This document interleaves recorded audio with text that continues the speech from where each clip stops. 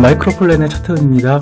오늘 제가 여러분들에게 윤영식이라는 분의 책을 한 권 좀 소개를 해드리고, 그리고 이분이 이제 생각했던 본, 모도, 이런 개념들을 얘기를 하면서 고대인들은 국가를 이제 어떻게 생각했는가, 이 부분에 대해서 좀 얘기를 할까 합니다. 그 책에, 그 화면에 보이는 이 책이 윤영식이라는 분이 쓴 백제에 의한 외국 통치 300년사라는 책입니다. 이 책은 그 1987년도에 나온 책이에요. 그 책 제목을 보면은 좀 왠지 사기가 좀 부담스러운 책이죠. 지금은 그 백제인들이 외국에 이제 진출을 했다라는 이런 얘기들이 상당히 좀 여러분들의 노력에 의해서 좀 많이 알려져 있지만은 1987년 당시만 해도 이런 얘기가 이제 되게 생소했었고, 백제에 의한 외국 통치 300년사란 제목이 사람들이 이제 선뜻 이제 사기를 이제 망설이게 되는 이제 그런 책이었었죠. 그럼에도 불구하고 제가 좀 이 책을 좀 얘기를 드릴 수밖에 없는 이유는, 이 책은 제목만 그런 게 아니라 실제 내용도 이제 좀 되게 난해해요. 일본어에 대한 어떤 좀 상식이 좀 있고, 그 일본 신화나 이제 고대에 대한 것들을 좀 알고 있어 좀 읽는 책이기도 합니다. 그리고 아까 말씀드린 대로 이 책은 좀 시대를 너무 앞서 나간 그런 측면이 있는 책입니다. 이 책을 쓴 이제 윤영식 씨를 이제 좀 접해본 분들 얘기를 좀 들어보면은, 이분은 이제 그 1980년대 당시 이제 한국에서 이제 가장 큰 기업 중에 하나인 이제 미원에 근무를 하는 대기업 이제 엘리트 직원이었고, 일본에 이제 좀 주재원으로 이제 파견 가 계신 상태에서 여러 좀 일본의 제야사학자라고 이제 분리될 수 있는, 일본의 주류는 못 되지만은 그래도 일본 상고사를 이제 솔직하게 바라보는 그런 사람들하고 얘기를 많이 나누셨다고 해요. 그래서 이런 책을 쓰시게 된 게 아닌가. 물론 이제 좀 공부도 좀 많이 하셨습니다. 이분의 책을 다 다루는 거는 좀 어려워요. 그래서 오늘은 이분 책 중에서 하나의 이제 토픽을 다루기로 했습니다. 이분의 책을 한번 제가 좀 읽어볼게요. 한국에서는 유교적인 풍습으로 중세부터 인가가 이름에 항렬자를 써왔고 지금도 쓰고 있는데, 항렬자가 같으면은 일가 중에서 형제서열에 해당한다. 그런데 참으로 특이하게도 고대 가야 왕족들은 이름에 수직으로 돌림자를 쓴 사례가 한중일 3개국 사서에서 산견되어 정리해보면 한어의 특징적인 의문 현상과 관련이 있고, 일본서기 고사기 집필자들은 백제 가야사를 일본사로 개작하면서 이 수직 돌림자 모두를 자기적으로 다소 만들어 썼음을 알 수 있다. 이게 좀 너무 좀 생뚱맞은 얘기죠. 이분이 이제 바라보는 어떤 일본서기나 이제 고사기를 어떻게 바라보느냐, 이거에 대한 이해가 먼저 있어야 되는데, 이분의 시각은 일본서기 고사기는 이제 기본적으로 백제신라 가야사라는 게 이분의 시각이고, 그거를 일본의 역사로 변형시켜가는 과정이라고 일본서기나 고사기를 인식하고 계세요. 근데 이분 입장은, 우리가 이제 항렬자, 같은 형제면은 이름에 이제 같은 글자가 들어간 거지 항렬자라고 하는데, 수직으로 돼 있다라는 말은 아버지가 쓴 이름을 아들이 쓰고 손자가 쓰고, 계속해서 이제 가야인들은 같은 이름을 이제 사용을 했다는 건데, 그 이름이 모도라고 이제 하는 겁니다. 그게 이분의 주장이고요. 이분 책이 진짜 생뚱맞을 수밖에 없는 것 중에 하나가, 동성왕을 가야인으로 이제 좀 인식을 하고 있어요. 이쯤 되면은 책 제목도 그러는데 이런 얘기가 나오면 책을 이제 딱 덮게 되지만은, 동성왕이 좀 특이한 백제왕인 건 맞아요. 백제왕이면서도 유일하게 이제 신라 여인과 이제 좀 결혼을 한 그런 부분들이 있고, 이 당시에 이제 백제의 제도를 이제 중국 경사나 이런 데서 찾아보면은 그 좌현왕이나 이런 그 흉노 쪽이 사용하던 관직들 그런 부분들도 있고, 뭐 여러분들이 이제 잘 아시다시피 이제 중요한 게 그 대륙의 최강자였던 북이와의 전쟁에 이제 승리한 왕이기도 하고, 그래서 그 제가 좌연왕이라는 그 관직이 이제 백제에 있었다 그래서 이제 동성왕이 이제 흉노족이란 얘기는 아니고요. 다만 그 흉노, 고조선 이런 것들이 하나의 연맹체를 이루었던 아주 먼 고대의 기억을 동성왕은 가지고 있었을 것이다. 뭐 그렇게 이야기를 해주시면 될 것 같습니다. 그래서 동성왕이 가야인이란 얘기가 좀 지금은 좀 이해가 안 가시겠지만 일단 윤영식의 주장을 계속해서 한번 읽어보도록 하죠. 삼국사기 동성기를 보면 동성왕의 이름을 모대 마모라고 하고, 삼국유사에는 모대 마제, 여대 이런 식으로 표현이 되어 있다. 남제서에는 동성왕을 모두 모대라 하면서 조부는 모도라 하였다. 양서 남사는 부의 이름을 모도라 하기도 했고, 일본 서기에는 고조부와 같은 이름 말다를 쓰기도 하고, 증조부도 모도라는 이름을 쓰고 있음을 알 수 있다. 이것을 보면 동성왕은 이름이 여럿이며 또 이런 이름들을 수직으로 공유한 경우도 있다는 것을 알 수 있다. 이 이름들의 공통점을 분석해보면 한화의 특징적인 의문현상이 게재되어 있음을 알 수 있다. 자, 이게 좀 그렇죠. 그 한자는 이렇게 다 다르게 되어 있지만은 그 모대, 말다 이런 식으로 뜻을 표기를 한 게 아니라 어떤 이제 음을 지칭을 하는 거고요. 중요한 거는 동성왕이 아까 제가 좀 다른 백제왕들과 어떤 다르다는 이제 특징이 있다는 거를 말씀을 드렸는데, 중국 정사에 이제 여대라고 해서 여시성을 기록한 경우가 있지만 거의 대부분의 경우는 그 여시성을 이제 사용을 안 했어요. 그리고 이게 좀 어떤 의미를 가지고 있느냐 하면은 그 백제 왕들은 그 중국하고 외교를 할 때 자기의 성씨를 이제 여씨로 이제 사용을 해서 이제 외교를 했죠. 그 계로왕 같은 경우에는 여경이라고 하고, 문영왕 같은 경우는 이제 여융이라고도 하고, 여라고 한 성씨를 사용을 한 거는 자기가 이제 부여계통이고 앞에 외교를 했던 왕들과 이제 혈연적으로 좀 연결이 되어 있다는 그 얘기인데, 동성왕은 그거를 무시를 하고 그 모도라는 이름을 좀 사용을 했어요. 윤영식 책이 이제 좀 진짜 어려운 부분들이 이런 부분들인데, 그 윤영식은 일본서기 이제 신대기에 있는 기록들이 백제신라 가야사를 이제 분식 기록을 한 거라고 이제 좀 그 생각을 하고 그렇게 이제 정리를 한 사람인데, 일본서기 신대기에 오오아나 무지, 한자로는 대기 귀신 이렇게 써 있는데 그 귀자를 무지라고 읽어요. 근데 윤영식의 주장은 이게 좀 그 가야인이라는 주장이에요. 이 신화가 이제 어떻게 되냐면은 그 한국 단군 신화는 이제 가야 김수로왕 설화처럼 그 하늘에서 이제 좀 그 천손이 이제 내려오는 그런 먼 신화 시대의 이제 신인데, 천손 니니기라고 하는 사람이 아시아라 땅을 다스릴 자로 천수일을 보냈는데,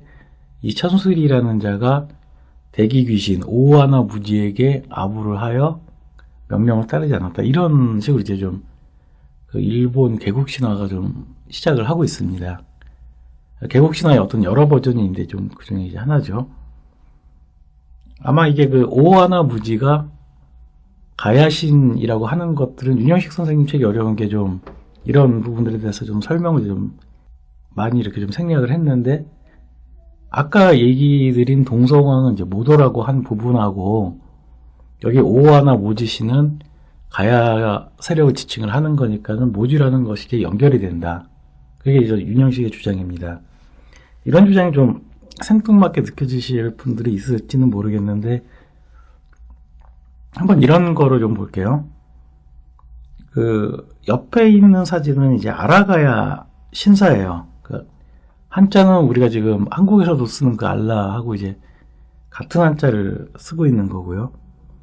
그러면은 아라가야 신사에 있는 아라가야 신사가 있으면은 그 주변 사람들은 이 아라가야 신을 그 자기 마을에 이제 신으로 섬기고 살았으니까 아라가야 마을이 돼야 되는데, 옆에 보면은 구멍혈자의 마을촌자, 일본어로 이제 구멍혈은 아나라고 읽는데 그 아나무라 마을로 돼 있어요. 이거는 눈에 뻔히 보이는 그 조작이죠. 아라가야 마을, 신사가 있는 마을이면 당연히 아라가야 마을인데 구멍혈자로 이제 바꿨어요. 대신에 그 지역 사람들이 우리는 아나무라 그러니까는 소리는 이제 사람들한테 강제로 바꿀 수는 없는 거니까 사람들이 잘 모르는 한자를 구멍혈자로 바꾼 거죠. 윤영식 책에도 보면은 그 오와나무지, 아까 대기귀신으로도 읽었지만은 구멍혈로도 쓰는 경우도 있습니다. 고사기 같은 경우에는. 그래서 이런 것들을 윤영식이 이거는 가야인들의 얘기인데 여기에 뭐지 뭐도 이런 게 들어가네, 이건 참 재미있다라고 이제 생각을 하고, 이게 동성화까지 이제 연결이 된다는 것이 윤영식의 이제 생각입니다. 그러면은 그 모도, 무지 뭐 이런 게 도대체 뜻을 지칭을 한 게 아니라 어떤 발음을 한자로 이제 표기한 건 알겠는데 이게 도대체 뭔지 좀 궁금해지지 않을 수가 없는 거죠.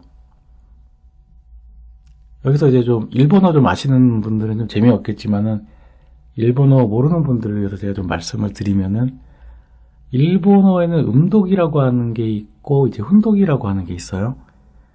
그 아래 한자를 보면은 일본인을 니혼진이라고 읽어요. 이게 좀, 한국은 이거 일본 사람들은 니혼, 그 한자라고 하는 이제 중국 문자를 발음은 약간 다르지만은 그 소리로 이제 좀 읽는 거고요. 이게 그렇다고 해서 이제 본어를 반드시 혼이라고 읽진 않아요. 그 모도라고 이제 사람 이름에도 좀 많이 들어가는데, 우리가 이제 제일 잘 아는 구마모도 같은 경우에는 앞에 니혼을 혼이라고 읽었으니까 웅혼 뭐 이런 식으로 읽어야 될 것 같은데, 그렇지 않고 이건 뜻은 이제 모도라고 뜻을 가지고 읽게 되는 거죠. 근데 일본어가 진짜 어려운 게 이게 어떤 법칙이 없어요. 그러니까 문법처럼 딱 정해진 부분들이 이제 없습니다. 그래서 이제 좀 헷갈리는데, 여기서 제가 좀 저희 채널 방송 중에서 좀 여러분들이 좀 주목하셨던 내용인데, 일본이라고 하는 국명의 유래에 대해서 몇백 년 전에 이제 쓰여진 고대 지명 사서의 어떤 국호론이라고 하는 책에서 재미난 얘기를 했어요. 일본이라는 문자는 상고로부터 쓰여온 히노모도라는 말에 한자를 적용해서 이제 쓴 것이고, 일본이라는 이름 그 자체는 사만 사람들이 이제 시작을 한 거다라는 말을 이제 했죠. 그러면은 일단은 뭐 이 주장을 이제 받아들이실 수 있는 분도 있고 받아들이기 어려우신 분도 있을 텐데, 일단 맞다고 이제 한번 생각을 하고 보면은 이렇게 되죠. 일본이라고 하는 단어는 사만 사람들이 히노모도라고 하는 단어에서 이제 따왔다는 얘기인데, 그러면은 날일자를 히라고 읽는 거는 현대 일본어에도 이제 좀 해를 이제 히라고 읽는데, 이거는 고대의 이제 한국어와 일본어가 그 공통적인 단어였다는 걸 알 수가 있어요. 사만 사람들의 언어니까 당연히 이를 이제 해와 비슷한 이제 히로 읽었겠죠.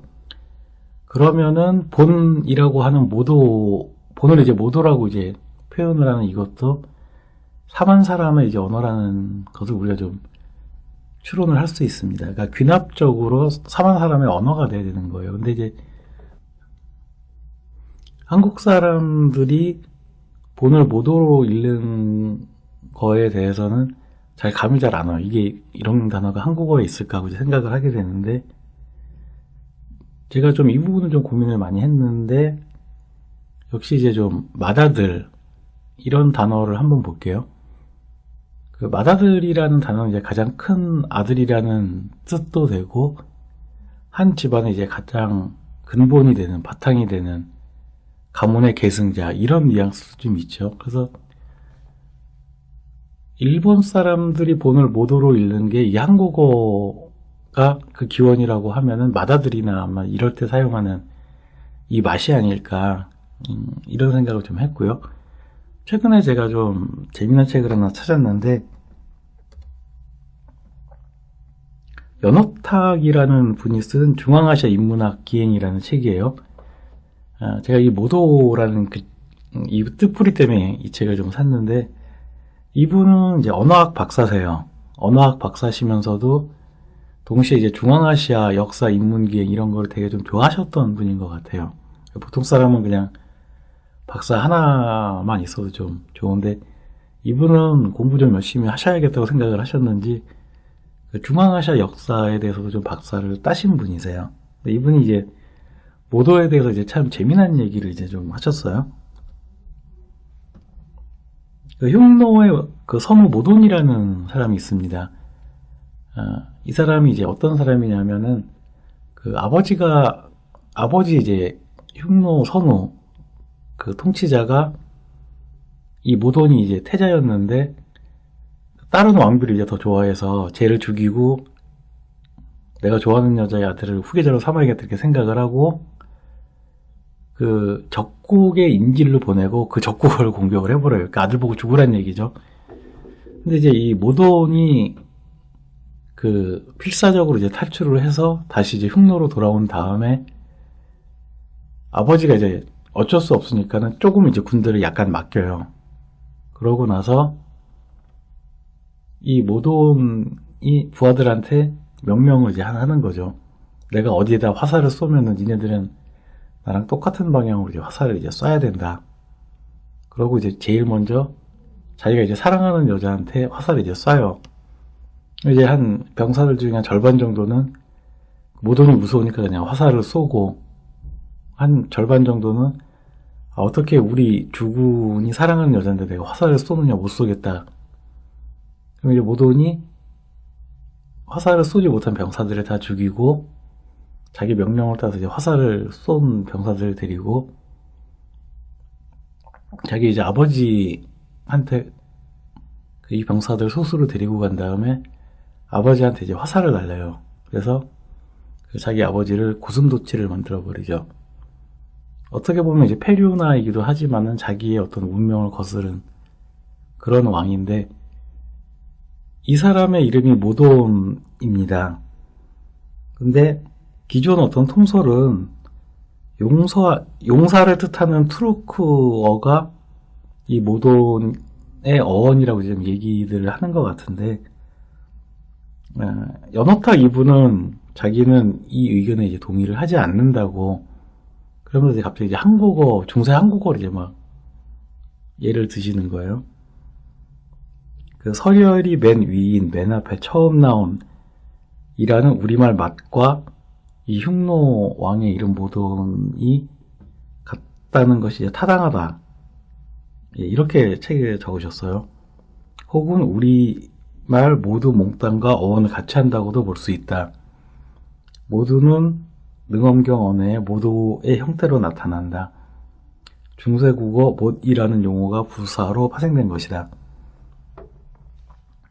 좀 너무 생뚱맞고 좀 기분이 좀 그렇기도 해요. 이게 좀 흉노 언어하고 왜 한국 언어하고 좀 연결이 되는지, 이분이 이제 이런 얘기들은 안 하고 좀 여기까지만 얘기를 하셨는데, 저도 언젠가 한번 이분 좀 만나 뵙게 되면은 이거 흉노하고 한국어하고 어떻게 연결된다고 이제 생각을 하신 건지 한번 좀 여쭤보고 싶기도 하네요.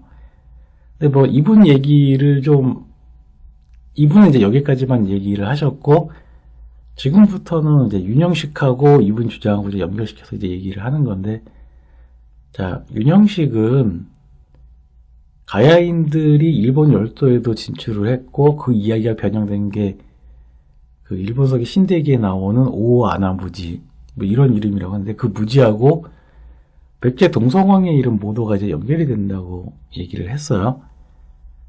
그러고 이제 제가 추가적으로 얘기를 한 거는 동성왕대 이제 좀 특이한 흉노의 통치제도와 비슷한 자연왕, 우연왕 이런 것들이 좀 나타나기 이제 시작을 한다는 거죠.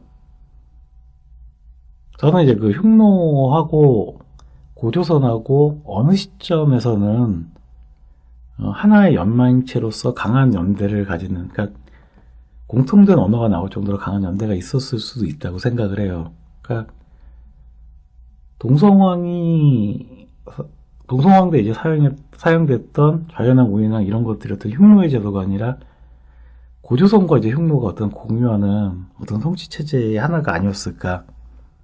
그런 식으로 이제 생각을 해보면은 윤형식의 얘기가 꼭 이게 좀 너무 허무맹랑하거나 이제 뜬금없는 뭐 그런 얘기는 아니라는 거를 우리가 좀 추론을 할 수가 있습니다.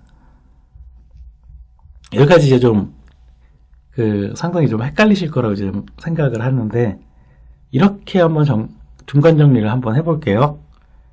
자, 현대 일본인은 한자 본을 모도라고 읽는데, 아까 우리가 일본에 예에서 봤듯이 이건 한국어가 기원일 가능성이 높고, 현대 한국어에서는 그러니까 맏아들 이런 걸 의미를 할 때 그 단어가 이제 좀 들어가 있고, 이거는 대륙의 어떤 아까 얘기드린 모동 같은 경우에는 그 한무제와 이제 비슷한 시기에 이제 살았던, 그러니까 지금으로부터 한 2200년 전 사람인데 꽤 오래 전부터 이제 사용하던 이제 단어라는 그런 결론을 한번 좀 내려볼게요.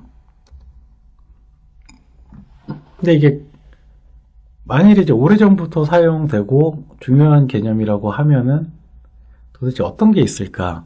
여기서 이제 제가 좀 천부경이라는 거로 좀 얘기를 하겠습니다. 그 천부경은 대종교의 기본 경전이에요. 그러니까 지금은 그 단군 관련한 종교를 이제 믿는 사람들이 이제 그 인구의 어떤 극소수인데, 한때는 이 대종교 신자들이 이제 독립운동을 이제 주도를 할 정도로 중요한 그 종교였고, 이 종교의 경전에 천부경이라고 하는 게 있습니다.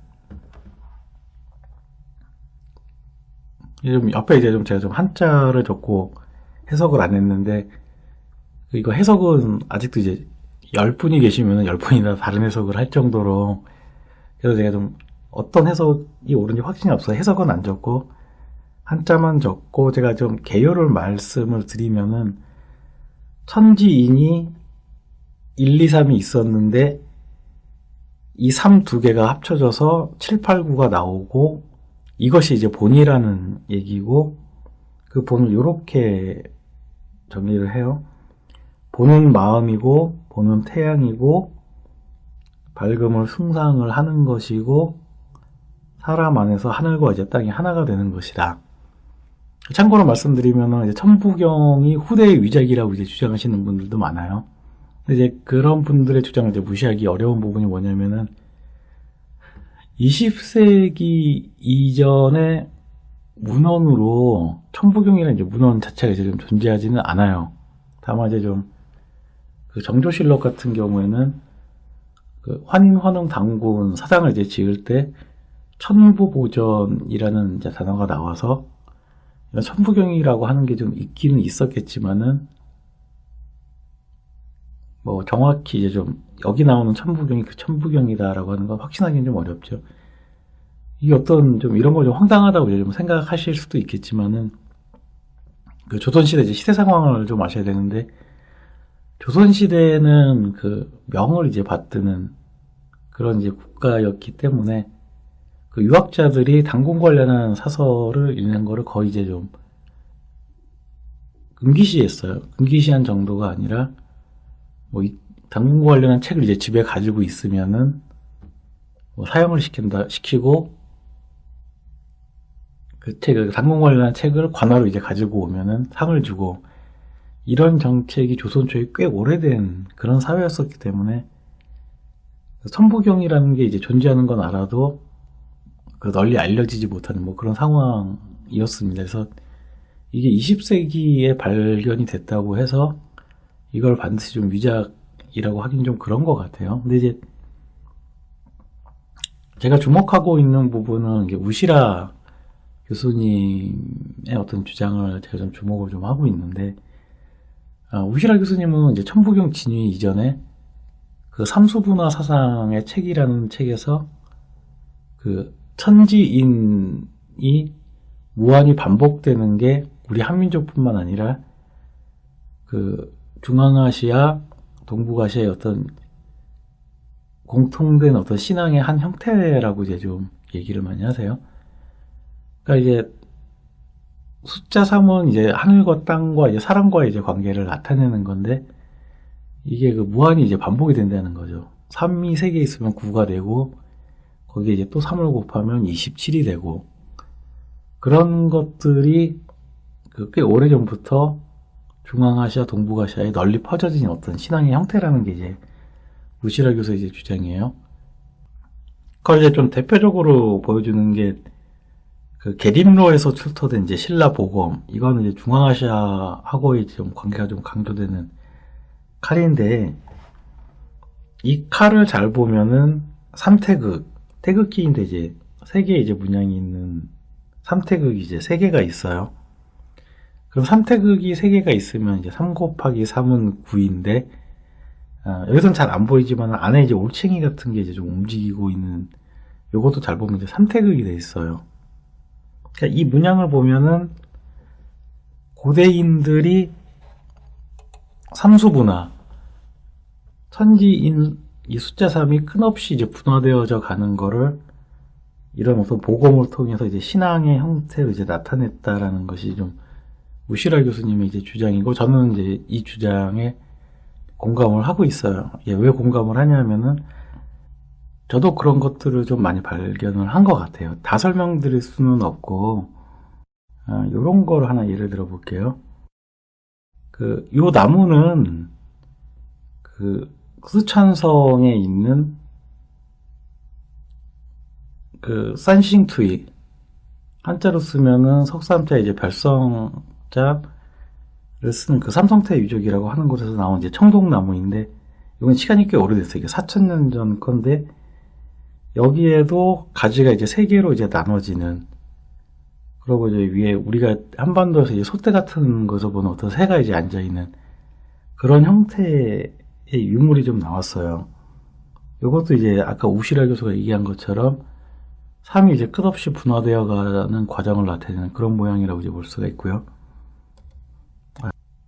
요거는 그 알타이 파지리크라고 하는 곳에서 이제 기원전 2세기에 이제 발견된 이제 기사도라고 이제 하는 건데, 알타이 파지리크가 어디냐면은 몽고하고 이제 카자흐스탄 중간 정도 되는 곳입니다. 여기는 인종으로는 좀 구분이 안 돼요. 몽골로이드도 살고 있었고, 그리고 이제 서양 계통이라고 얘기되는 이제 스케이타이들도 이제 살고 있고, 동양인과 이제 서양이 이제 혼재돼서 이제 살고 있었는데, 그럼 뭐 어떤 인종이냐라고 질문을 하실지도 모르겠어요. 근데 저는 역으로 이렇게 생각을 하고 역으로 이런 질문을 좀 드려보고 싶어요. 그 당시에 여기에 살았던 사람들은 동양인, 서양인 이런 걸 구분을 짓고 살았을까? 그냥 뭐 좀 엉뚱한 얘기라고 생각을 할 수도 있지만은, 동양인, 서양인 이런 개념은 훨씬 이제 후대에 생긴 개념이고, 여기에 살았던 사람들은 그런 거를 좀 초월해서 좀 살았지 않았을까? 그래서 왜 그런 생각을 하게 되냐면은, 여기서 이제 무녀라고 이제 추정되는 여자가 기사한테 이제 어떤 나무를 이제 주고 있는데, 기사는 얼굴을 보면은 이제 서양인 얼굴 같이 생겼지만은, 장식하고 있는 말 앞에 이제 고곡 같은 거를 보면은, 이거는 서양에서 보기 어려운 신라나 이런 쪽 문화거든요. 그렇습니다. 그래서 파지리크라고 하는 곳은 좀 이런 곳이고, 여기서 이제 좀 주목을 해야 되는 부분은 이 여사제가 기사한테 주려고 하는 나무예요. 나무 모양이 이제 되게 좀 삐뚤삐뚤하게 돼 있긴 한데, 잘 보면은 맨 아래서부터 보면은 숫자 3개의 갈래에서 하나가 나와서 이게 또 3개의 갈래로 세 갈래로 나눠지는데 그 세 갈래 안에도 이제 각각 숫자가 3이 들어가 있는, 아까 우시라 교수가 주장을 한 것처럼 그 3이 이제 분화가 되는 게 요거 이제 나뭇가지 이제 표현이 된 거예요. 이 그림이 이제 헷갈리면은 이제 이 그림을 보시면 돼요. 요거는 일본 열도의 사이타마 현에서 이제 발굴이 되는 칼인데 잎사귀 3개가 이제 3개가 들어가 있는 환두대더죠. 요것도 삼섬은 9, 이 구조를 이제 좀 가지고 있어요. 잎사귀 모양이 이제 잎사귀가 들어간 환두대도는 의외로 이제 좀 여러 곳에서 이제 좀 출토가 되고 있고요. 의외로 이제 여러 곳에서 이제 출토가 된다는 얘기는 뭐 이거를 아무렇게나 만들지는 않았고 어떤 의미가 있었으니까 만든 건데, 나주 신촌리 같은 경우는 이제 아까 지금까지 얘기 드렸던 동성왕하고 좀 밀접한 관련이 있는 그 고분입니다. 여기서도 이제 좀 잎사귀 3개의 형태가 나오고, 그리고 한반도 경주 황남대청 이제 신라세력에게도 이게 나오고, 가야에도 이제 이 사면문이 나오고, 그리고 이제 윤영식의 주장대로 일본 열도 초기 역사는 백제신라 가야의 어떤 개척의 역사이기 때문에 당연히 이들의 신앙과 관련이 된 이 잎사귀 3개 있는 칼의 문양이 이제 좀 많이 나옵니다. 자, 그러면은 한번 이렇게 한번 정리를 해볼게요. 우리가 아까 천부경에서 이제 그 본이라고 이제 한자를 이제 하나 찾았고, 그러고 앞에서 내렸던 결론이 가야인들이 열도를 개척을 하면서 모지, 이거를 한자로 이제 본이라고 쓰는, 이 본이라는 어떤 공통점이 이제 좀 공통점을 우리가 좀 찾았어요. 이게 우연히 같은 거냐라고 이제 생각을 하면은 그렇지 않다는 거를 제가 지금부터 좀 얘기를 좀 드려볼게요.